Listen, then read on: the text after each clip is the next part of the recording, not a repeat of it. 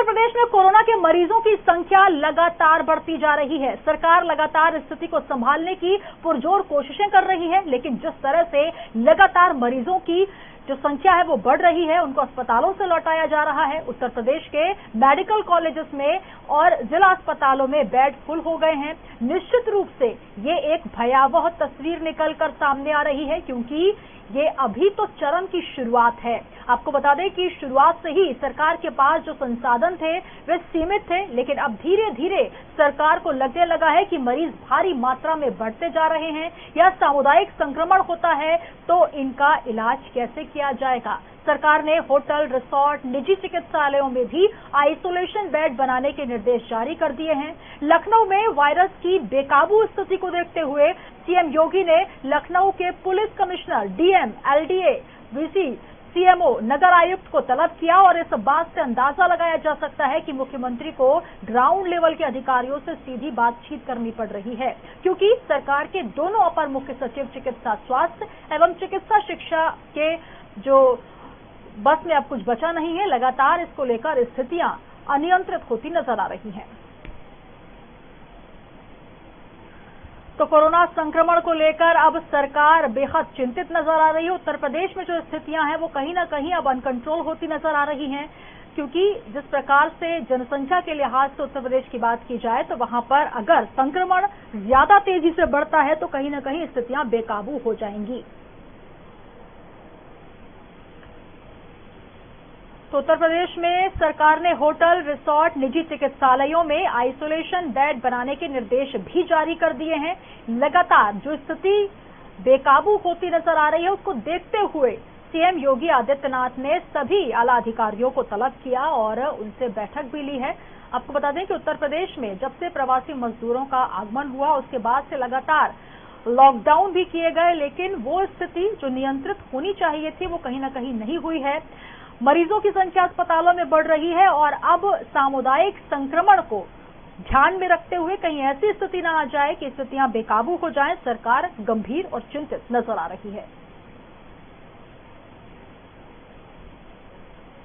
और हमारे साथ लखनऊ से स्टेट एडिटर आरसी भट्ट साहब जुड़ चुके हैं। भट्ट साहब, जिस प्रकार की स्थितियां नजर आ रही हैं, स्टेप बाय स्टेप अगर देखा जाए, जो शुरुआती दौर से लॉकडाउन 1 से लेकर लगातार और अब अनलॉक भी हो चुका है, लेकिन स्थिति अब भयावह होती जा रही है। ये कहा जा सकता है कि सरकार के नियंत्रण में शायद अब कुछ ना रहे। अगर कम्युनिटी जो है, अगर सामुदायिक संक्रमण होता है तो इस प्रकार की स्थितियां अगर बनती हैं तो किस प्रकार की तैयारियां उत्तर प्रदेश सरकार की देखी जा रही हैं?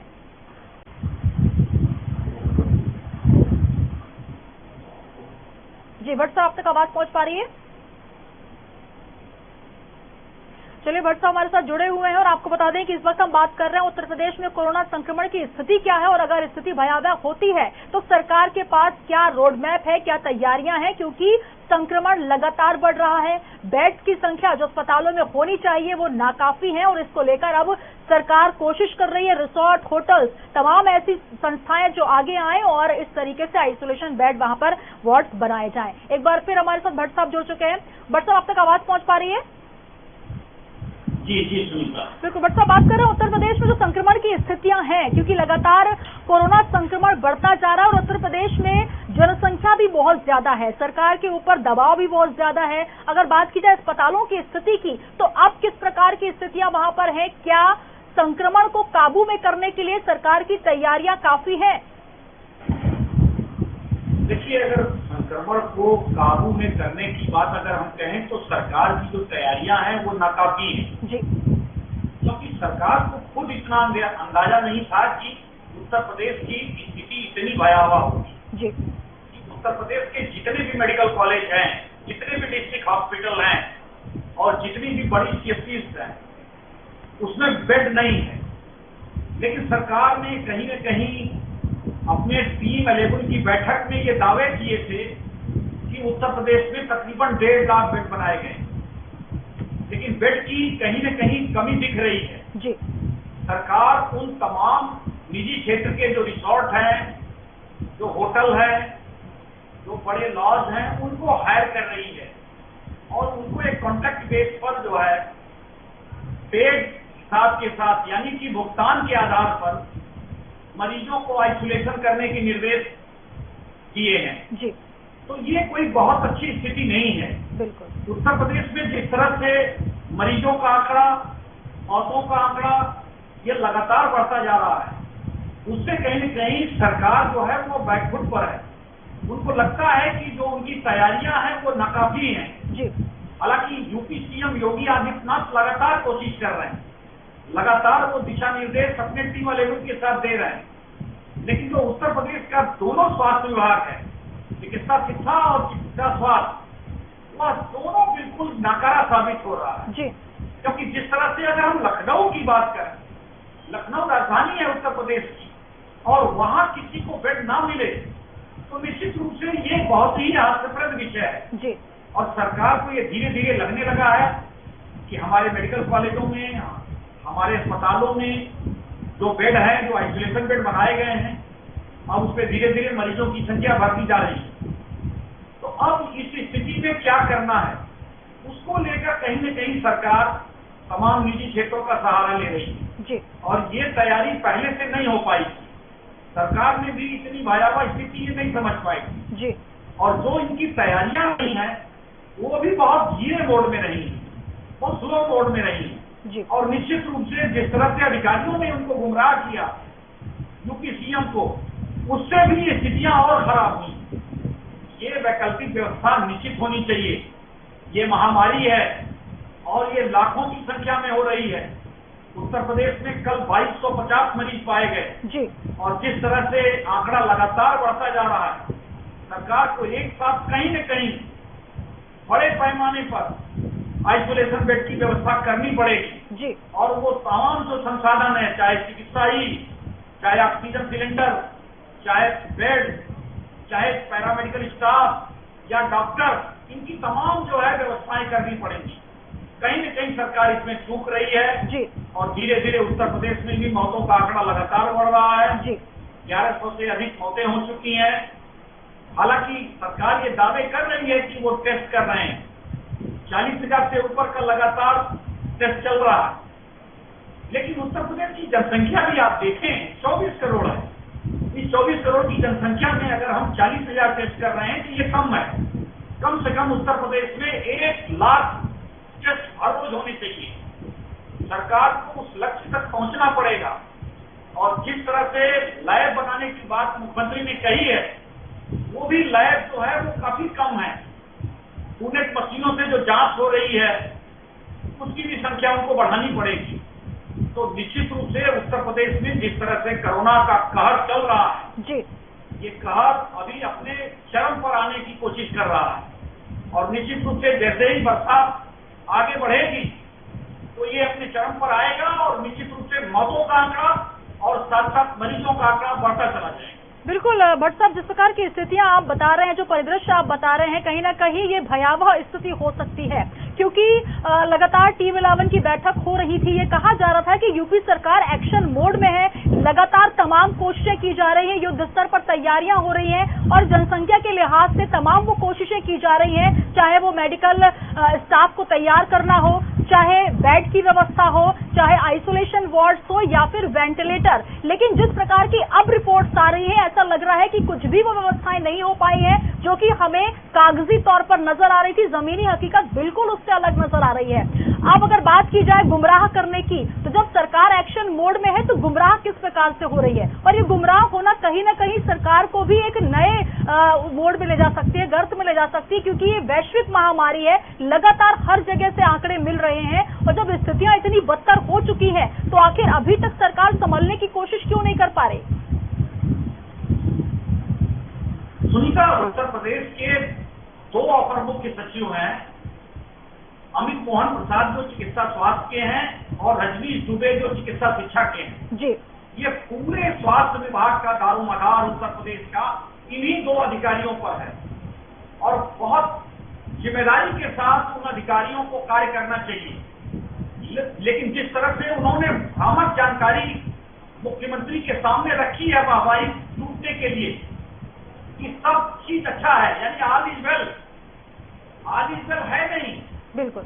अगर मुख्यमंत्री को गंभीर विषयों पर, इस महामारी पर अगर आप वस्तुस्थिति जो सही है वो अगर नहीं बताएंगे तो निश्चित रूप से इसके भयावह परिणाम होंगे। और उत्तर प्रदेश में वही हो रहा है। किस तरह से इन दो अधिकारियों ने गैर जिम्मेदाराना रवैये से अपने काम किया है, गुमराह किया है मुख्यमंत्री को, उस पर एक बड़ा सवालिया निशान है। और यही कारण है कि उत्तर प्रदेश में जो तैयारियां होनी चाहिए थी आइसोलेशन बेड की या अन्य मरीजों की देखरेख की, जो चिकित्सीय उपकरण है उनकी, उसमें एक बहुत बड़ा हाथ है। Uttar Pradesh medical college fail होने की कगार पर है। जो सारी चीजें उत्तर प्रदेश में सप्लाई करता है जी, जनपद के जिलाधिकारी अक्षम साबित हो रहे हैं, मुख्य चिकित्साधिकारी अक्षम साबित हो रहे हैं। जो उत्तर प्रदेश के नोडल अधिकारी हैं वो अपने मोबाइल बंद कर दे रहे हैं ताकि कम से कम जनता से उनका कांटेक्ट हो। जनपदों में जा रहे हैं तो वो केवल गणेश परिक्रमा करके चले आ रहे हैं। ये तमाम सवाल हैं जो यूपी सीएम को इन अधिकारियों से पूछना चाहिए कि जनपद में स्थितियां क्यों नहीं सुधर रही जी। सुनीता, सबसे बड़ी बात यह है कि राजधानी लखनऊ में मुख्यमंत्री को कल ग्राउंड लेवल के अधिकारियों के साथ बैठक करनी पड़ी जी, जिसमें जिलाधिकारी, कमिश्नर, सीओ, एलडीए, डीसी, तमाम ऐसे अधिकारी हैं जो जनपद स्तर के हैं, जो बहुत छोटे अधिकारी हैं, उनके साथ मुख्यमंत्री बैठक कर रहे हैं। क्यों? क्योंकि वो जानते हैं कि हमारे जो अधिकारी हैं, जो हमारे अपर मुख्य सचिव हैं, मुख्य सचिव हैं, वो नकारा साबित हो रहे हैं। और सीधी जानकारी लेने की कोशिश उत्तर प्रदेश के मुख्यमंत्री ने किया है। और कल जो उनको फीडबैक मिला है जिससे वो काफी नाराज हुए हैं जी, क्योंकि लखनऊ में 392 मरीज कब तक पाए गए हैं एक दिन में। ये बड़ी संख्या है। निश्चित रूप से अगर ये संख्या बढ़ती है तो लखनऊ के मरीज जो शहरी निवासी हैं या रूरल एरिया से लखनऊ में आते हैं वो कहाँ जाएंगे? सरकार को इस विषय पर सोचना पड़ेगा जी, और देखना पड़ेगा गंभीरता से, और बड़े पैमाने पर आइसोलेशन बेड बनाने पड़ेंगे और वहां डॉक्टर और पैरामेडिकल स्टाफ की तैनाती करनी पड़ेगी। क्योंकि उत्तर प्रदेश में ऑलरेडी पहले से तकरीबन 6000 से अधिक डॉक्टरों की कमी है जी, और उस पर भी ध्यान देना होगा। तो सरकार को एक ठोस रणनीति बनानी पड़ेगी, तब जाकर स्थिति पर नियंत्रण पाया जा सकता है। क्योंकि जिस तरह से ये महानगरों में, खासतौर पर कानपुर की बात करें, लखनऊ की बात करें, आगरा की बात करें, एनसीआर के जनपदों की बात करें, गाजियाबाद, नोएडा, मेरठ, सहारनपुर, इन तमाम जगहों पर बड़े पैमाने पर इसका फैलाव शुरू हो गया है। तो ये चिंता का विषय है। उत्तर प्रदेश में जांचों की क्षमता को बढ़ाना है, सरकार को और व्यवस्थाओं को, आइसोलेशन बेड को बढ़ाना है, जिलाधिकारियों को निर्देश देने पड़ेंगे, सख्त निर्देश देने पड़ेंगे, और ये जो अक्षम मुख्य चिकित्साधिकारी हैं उनको हटाना है। सरकार ने इस दिशा में प्रयास भी किया है और निश्चित रूप से कई मुख्य चिकित्साधिकारियों को हटाया भी है जी। तो ये व्यवस्था को दुरुस्त जब तभी किया जा सकता है जब सब अधिकारी मिलकर एक साथ सरकार का सहयोग करें। बिल्कुल, तो सहयोग की बेहद ज्यादा जरूरत है क्योंकि जो स्थितियां बिगड़ती नजर आ रही है, अगर वक्त रहते कंट्रोल नहीं किया जाता है तो कहीं ना कहीं चीजें हाथ से निकल जाएंगी। और जो वैश्विक महामारी कोरोना लगातार पैर पसार रही है, अन्य राज्यों की अगर तुलना की जाए तो लगातार अगर देखा जाए, भट्ट साहब, किल कोरोना अभियान मध्य प्रदेश में चलाया जा रहा है। छत्तीसगढ़ की अगर बात करें तो वहां भी लगातार लॉकडाउन की बात की जा रही है, तमाम तरीके के जुर्माने या सख्ती दिखाई जा रही है ताकि संक्रमण ना बढ़े। लेकिन उत्तर प्रदेश की स्थिति अगर हम वहां से कंपेयर करें तो कहीं ना कहीं स्थिति भयंकर है, भयावह है और डराने वाली है क्योंकि जनसंख्या ज्यादा है और सरकार कहीं ना कहीं कई मुद्दों पर फेल होती नजर आ रही है। ये बात अलग है कि जो तस्वीरें दिखाई जाती है सरकार को, जो जमीनी हकीकत होती है वो बहुत अलग होती है। लेकिन कुल मिलाकर स्वास्थ्य विभाग अभी नकारा साबित हो रहा है। जो स्थितियां, परिस्थितियां नजर आ रही है। बहुत शुक्रिया हमारे साथ जुड़े हुए, तमाम जानकारी साझा की। तो मध्य प्रदेश की बात करें, छत्तीसगढ़ की बात करें या उत्तर प्रदेश की, हर जगह स्थितियां अलग हैं। लेकिन उत्तर प्रदेश की तस्वीरें साफ कह रही है कि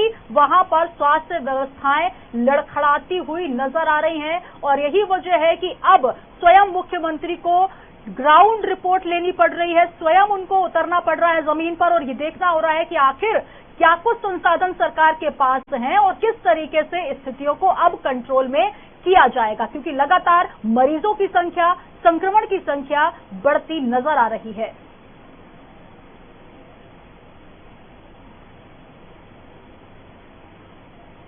तो तो बिगड़ते हालातों को देखते हुए अब सरकार ने होटल, रिसोर्ट, निजी चिकित्सालयों में आइसोलेशन वार्ड बनाने के संकेत दे दिए हैं, निर्देश दे दिए हैं। लेकिन देखने वाली बात है कि आखिर क्या कुछ इसका रिजल्ट निकल कर आता है, क्योंकि उत्तर प्रदेश में संक्रमण लगातार बढ़ रहा है। इसी के साथ ही इस बुलेटिन में इतना ही। दीजिए इजाजत और आप बने रहिए न्यूज़ वर्ल्ड।